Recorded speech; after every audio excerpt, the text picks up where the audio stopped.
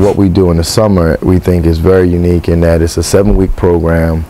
We typically kick off the last week in June and finish around the second or third week in August. As a main part of that process, one of the things that we try to do is really create we have a learning plan that's based around real community projects.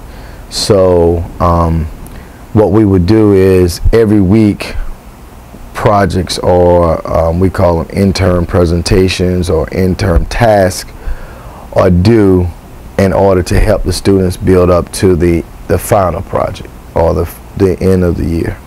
Part of that is that, one, we work on rigor, meaning that the curriculum that we do is very rigorous. 2, we work on the alignment with the educational standards. We find this very important.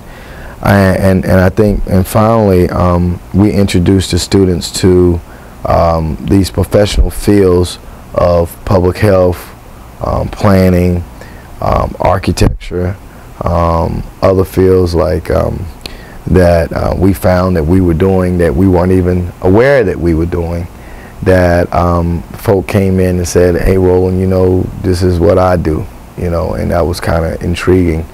But we primarily focus in on those 3 areas. The ultimate result is to help the students to think critical. And when we found that students asked the question why, it began to generate another question and another question. But it wasn't, and it was the question that the student began to think about, but then it was trying to find the answer or the solution to that question. So that constant quest of thinking, 1 inside the box, 2 outside the box, is one of the things that we try to bring into the program.